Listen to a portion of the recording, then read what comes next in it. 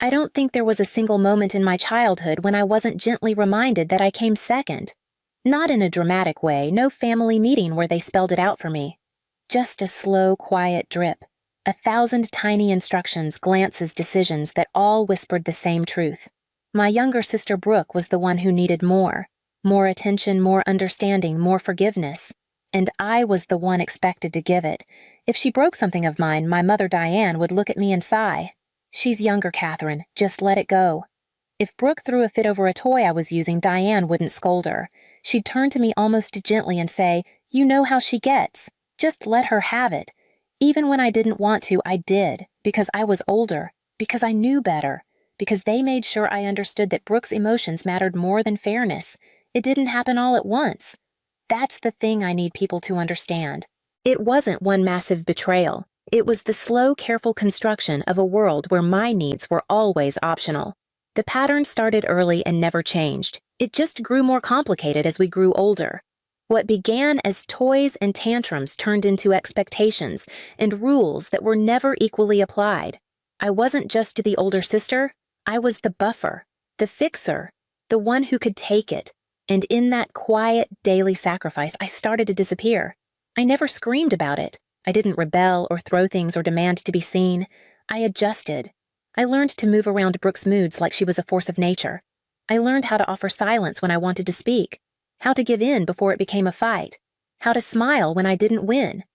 And the worst part is, I believed that made me strong. I carried that belief with me into adulthood, into every choice I made, into how I measured my worth.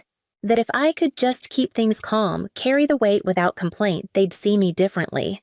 They never did. By the time I turned 16, that quiet understanding had become law. If I wanted anything beyond the basics, a phone, decent clothes, a chance at independence, I had to earn it myself. So I found a weekend job, then after school shifts. I stocked shelves, wiped tables, ran registers. I worked because no one else was going to give me anything, and I learned early not to ask. But when Brooke turned 16, it was different. She didn't apply for jobs. She didn't even pretend to care about money. On her birthday, Rick, our father, handed her car keys, and Diane handed her a credit card. "Just focus on your studies, sweetheart," my mother said, brushing Brooke's hair behind her ear like something out of a commercial. "We'll handle the rest." That was the phrase that never made an appearance in my life. We'll handle it. For college, I applied for every scholarship I could find. I still came up short, so I borrowed. I rented the cheapest room I could find.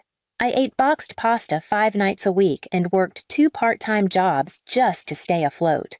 I was tired in a way I didn't know how to explain because no one ever asked.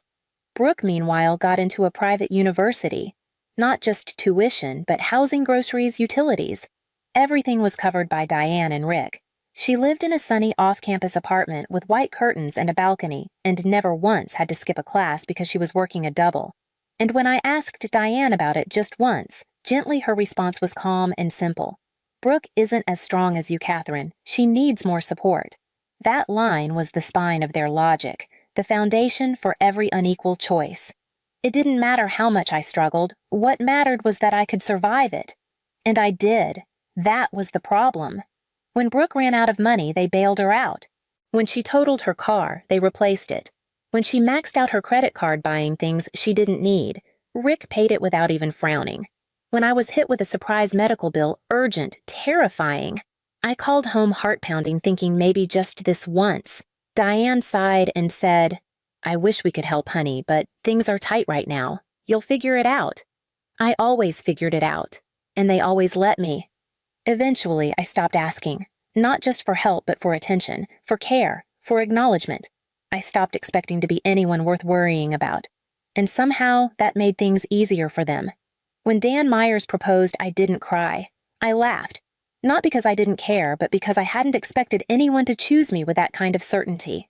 It was a quiet moment, just the two of us on a rainy afternoon, and somehow it felt like I was finally being seen. For the first few weeks, I lived in that warmth. Planning the wedding felt surreal, like I'd stepped into someone else's life. A life where I could be the center of something without guilt. But as the date drew closer, something shifted. Subtle at first. Diane, my mother, started sighing in that practiced way of hers. Every time we mentioned the cost of catering or flowers, she'd tilt her head soft voice just slightly too measured. Weddings are so expensive these days. It's such a shame really spending that much on just one day. She wasn't trying to talk me out of it. She just wanted me to feel guilty for being celebrated. Rick, my father, was quieter but no less precise. "We've been making some sacrifices lately," he said one evening, looking over his glass of wine. "Things aren't as easy as they used to be, but you know we do what we can. Brooks had a rough year." I didn't say anything. I just nodded the way I always had. But something in my chest tightened, and Brooke made no effort to hide how she felt. She rolled her eyes whenever the wedding came up, made loud comments about how ridiculous bridesmaid dresses were, scoffed when anyone mentioned a registry. She even joked that I was acting like a princess when I cried during a cake tasting. But what cut deepest was the look on her face whenever someone gave me their full attention, like my happiness was a threat, like my joy was stealing oxygen she thought belonged to her. Dan noticed first. One night while I was obsessing over the seating chart, he stood across from me, arms folded, watching. His voice was calm, but the edge in it was new. "They're going to pull something," he said. I looked up. "Who your parents?" he said simply. I shook my head, tried to laugh. "Dan, come on. They can be selfish, sure, but it's our wedding. They wouldn't ruin our wedding." He didn't answer right away, just watched me steady. Then he reached for his jacket, pulled out a sealed white envelope, and set it on the table. Just in case, he said. I didn't ask what was inside. I just looked at it. And for the first time, I wondered if Dan was right. The morning of the wedding felt too quiet, the kind of quiet that makes you think maybe, just maybe, things might go right. The sky was clear. The florist arrived early. My dress fit like it was always meant for me, and for the first time in years, I let myself believe I was allowed to have something beautiful. Diane greeted me with a warm smile and a cup of tea, as if we did this all the time. She smoothed my hair like she used to when I was 5. "You look lovely, Catherine," she said. "Truly." Even Brooke held back. She didn't roll her eyes, didn't sigh. She barely said anything at all. I took it as progress. The ceremony was soft, and full vows spoken through held breath eyes glistening in the light. The air was thick with roses, champagne, and something I hadn't known I'd been waiting for quiet approval. My mother clapped during the toasts. My father danced with me. Brooke sat near the window and didn't complain when the music got loud. It was everything I hadn't known I wanted, a moment where I wasn't just tolerated, I was seen. And then there was the card. I found it just before walking down the aisle, tucked into my bouquet. A small ivory envelope with my name in Diane's handwriting. Inside was a short message. "No matter what today, you are our daughter, and you are loved. Mom." It was vague, simple, but somehow it broke something open. For a moment, I thought maybe, just maybe, she saw me. Not as Brooke's shadow, not as the strong one who never asked for anything, just me. So when the music played and the room spun with people I loved, I let myself fall into the illusion. I smiled so hard my cheeks ached. I danced until my feet throbbed. I held Dan's hand like a lifeline. I told myself I'd been wrong to worry. They'd changed. They had to have changed. Because surely no one would pretend so perfectly just to tear it all down. It happened just after the first dance. The band had taken a short break. The room had quieted into conversation and soft clinks of glass. I was still warm from the music, a little breathless cheeks flushed from spinning with Dan beneath the lights. That's when Diane touched my arm. She was smiling too brightly. The kind of smile that meant she was about to say something she knew I wouldn't like, but thought I might accept anyway. "Come with me a moment," she said, voice gentle, hands light. I followed her to a corner near the bar, away from the guests, where the candles flickered low. She took my hands in hers and squeezed them like she had something beautiful to share. "You look radiant," she said, almost in a whisper. "It's a lovely evening." I waited. The pause wasn't casual, it was deliberate. Then she leaned in, her voice soft enough that no one else would hear. "We're keeping your gift money. Brooke needs it more than you do." For a moment I couldn't speak. I thought maybe I'd misunderstood, that she'd said something else entirely, something harmless. But the way she kept smiling like she'd just handed me a blessing told me I'd heard her exactly right. "I'm sorry," I asked finally. She sighed like this was difficult for her. "Sweetheart, you don't need it," she said. "You have Dan now. You're building a life together. Brooke's struggling and it's only fair that she gets a little help. My fingers had gone cold. The hum of the reception blurred into a low drone behind me. I was still holding her hands and I hated that I hadn't pulled away yet. That money wasn't yours to touch, I said. My voice came out low, flat.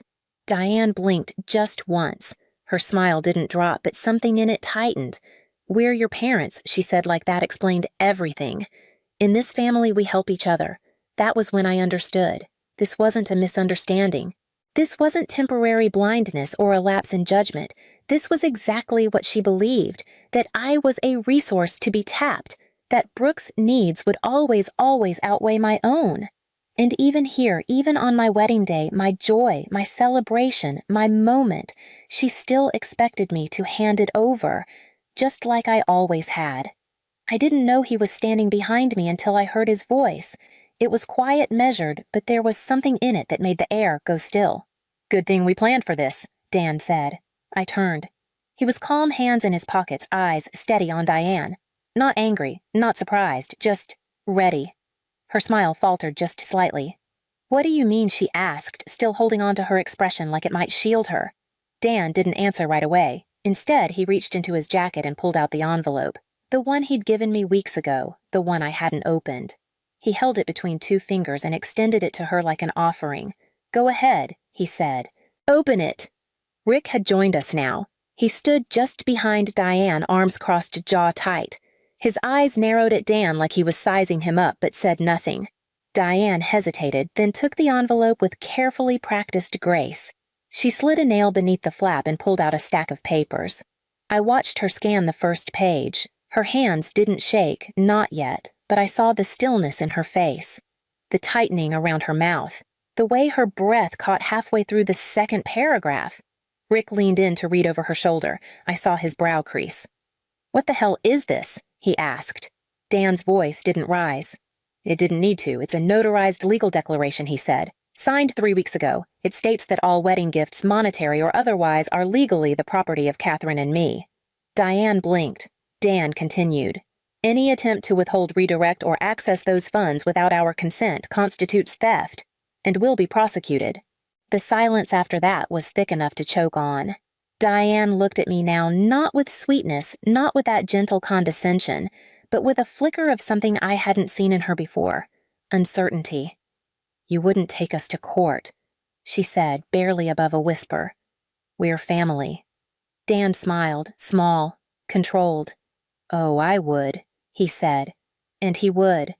I could see it in the way he stood. Not defiant, not angry, just unwavering. He had drawn a line and he would not let them step over it. Rick's mouth opened, then closed again. I didn't speak. I didn't need to. For once, I wasn't the one explaining, defending, or softening the blow.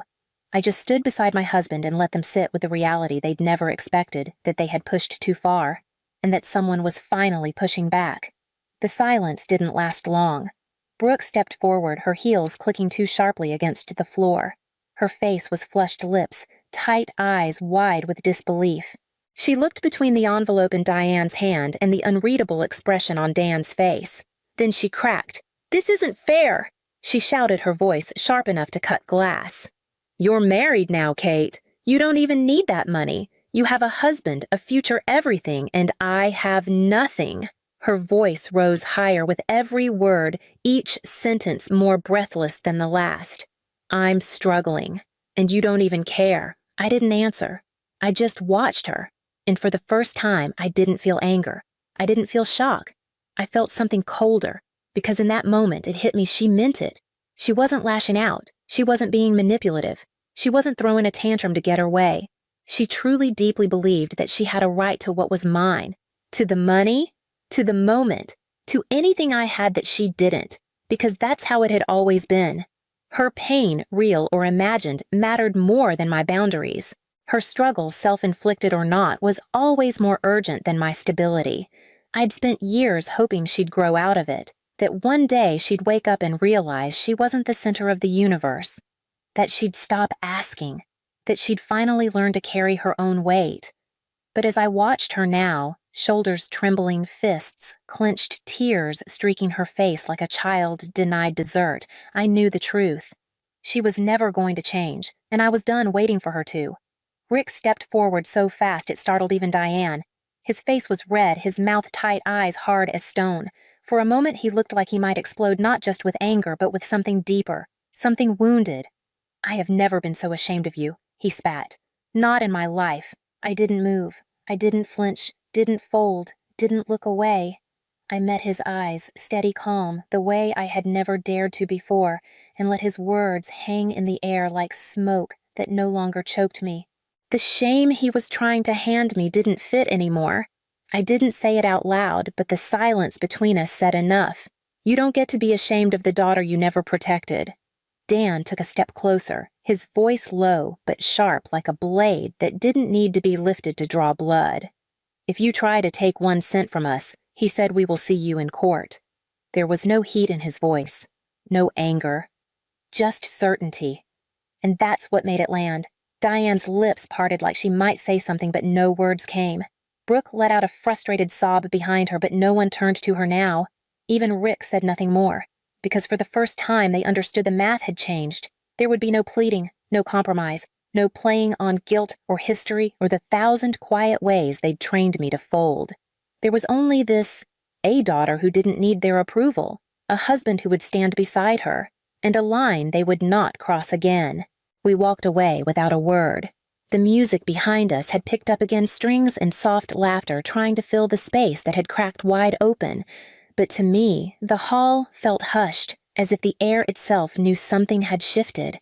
Dan's hand was warm in mine, steady, certain. My spine lengthened with each step. I didn't glance back. I didn't need to, until I felt her fingers close around my wrist.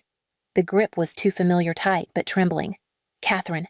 My mother's voice was small, barely more than a breath. I turned. She looked unrecognizable. Her eyes were wide, her composure gone. The practiced grace she'd worn like a second skin for decades had fallen away. What was left was a woman unraveling. "You don't mean this," she whispered. "We're your family?" I didn't answer right away. For once, I let the silence settle on her shoulders. I let her sit in it, the weight of her words, the hollowness behind them. I let her feel the truth she had never wanted to see. Then I spoke, not loud, not cruel, just steady. "You were never my family," I said, tilting my head. "You were Brooke's." Her face went still, like the words had struck her across the mouth. Her hand dropped from my wrist as if it had been burned. Her lips parted, but no sound came. The collapse wasn't loud, it was quiet, almost invisible. But I saw it all. I saw the way her shoulders slumped, the way her fingers twitched as if trying to grab something that had already slipped through, the way her eyes flicked to Dan, not with anger now, but with disbelief. She had never imagined this moment, not once. She'd always assumed I'd circle back, that no matter what they took, I'd come home eventually. But this time I wasn't walking away in silence. I was walking away with everything I had built on my own, and I wasn't leaving the door cracked. We kept walking, step by step, breath by breath, away from the people who had once called themselves my family. Behind us, the reception hummed faintly laughter-clinking glasses music, a soundtrack for someone else's version of the day. Not ours, not anymore. And then I heard it. The scuffle of hurried footsteps, the sharp whisper of a breathless voice. "Catherine, please." It was Diane again, her words chasing me, desperate now. I didn't turn around. Behind her, Brooke's voice climbed into a shriek. Something about how I was ruining everything, how she deserved better, how I had stolen the spotlight. Then came Rick, low and furious, cursing under his breath, no longer trying to hide his rage, only trying to hold together whatever pride he thought he still had. It all came at once. The pleading, the outrage, the fury, a perfect storm of the old pattern. Except this time I wasn't standing in the middle of it. I didn't turn around, not to Diane's cracking voice, not to Brooke's tantrum, not to Rick's bitterness, because they weren't speaking to me. They were speaking to the version of me they had created, the one who apologized, who sacrificed, who stayed.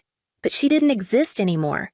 That girl, the one who waited her whole life to be seen, to be chosen, she had finally chosen herself. Dan squeezed my hand once, quiet, solid, present, and that was all I needed. I walked on, past the voices, past the wreckage, past the years I had spent begging for scraps. I didn't need a final word. I didn't need revenge. I didn't even need closure. Some things end not with confrontation, but with a silence so final it leaves nothing behind. And in that silence, I found a peace. There is no next section. This is where the story ends. No confrontation, no revenge, just a woman who finally walked away. Forever.